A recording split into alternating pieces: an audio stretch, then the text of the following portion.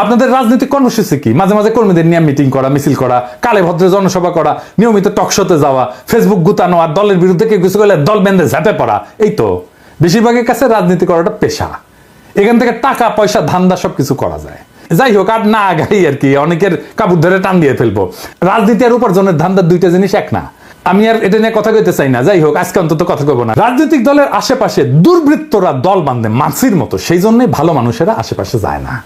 এই যে দেখেন, মঞ্চে জিয়ার ছবি দিয়া, খালেদা জিয়ার ছবি দিয়া, এমনকি তারেক রহমানের ছবি দিয়া নর্তকী দেখেন, দেখেছেন? উঠে কি কেউ নাই যে কবে ভাইজান নর্তকী নিয়ে আইসা নিবার তো নাও, সাংস্কৃতিক অনুষ্ঠান করো, তোমার মতো করে করো।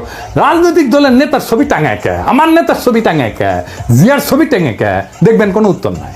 আবার দেখেন, এই যে মোয়াজ্জেম হোসেন আলাল, অত্যন্ত শ্রদ্ধাভাজন রাজনৈতিক ব্যক্তিত্ব, আমি অত্যন্ত পছন্দ করি উনাকে।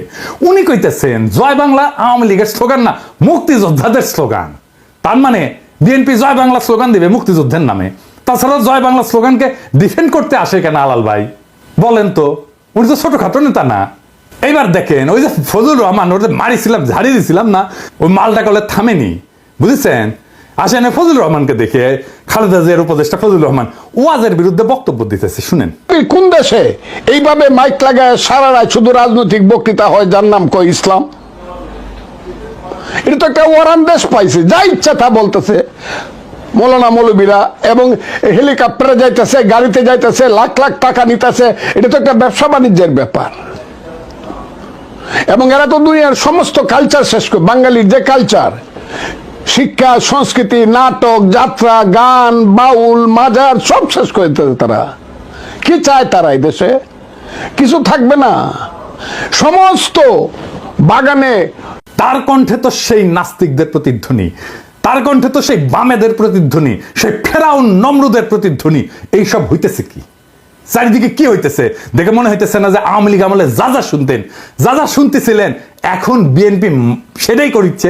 শুধু বিএনপি মাইক বাজায়, ওই যে সোহরাওয়ার্দীর বডিগার্ডের ভাষণ না বাজাইতে শুরু করে। এটাই তো আমার চিন্তা এখন। এই ফজলুর রহমান তো খালেদা জিয়ার উপদেষ্টা। সে খালেদা জিয়াকে কি উপদেশ দিবে? কি করাই নিবে খালেদা জিয়াকে উপদেশ দিয়া? সেটা কে আল্লাহ জানে। আপনি এখন কইবেন খালেদা জিয়াকে কইলেই শুনবেন উনি? আপনাদের একটা জিনিস জানায় রাখি, উনি খুবই ডেমোক্রেটিক লিডার। উনার আশেপাশে দায়িত্বশীলদের পরামর্শ উনি শোনেন এবং সে অনুযায়ী কাজ করেন। উনি বোঝেনও যদি যে কাজটা করা উচিত না, তারপরে উনি করেন এটা। খালেদা জিয়ার লিডারশিপ কোয়ালিটির এটা একটা গুরুত্বপূর্ণ দিক, যে উনি ডেমোক্রেটিক্যালি সিদ্ধান্ত, ওনার নিজের সিদ্ধান্ত যদি এটার বিরুদ্ধেও হয়, তারপরেও দলের লোকেরা, অন্যান্য দায়িত্বশীলরা যেটা বলবে সেটাই উনি করবে।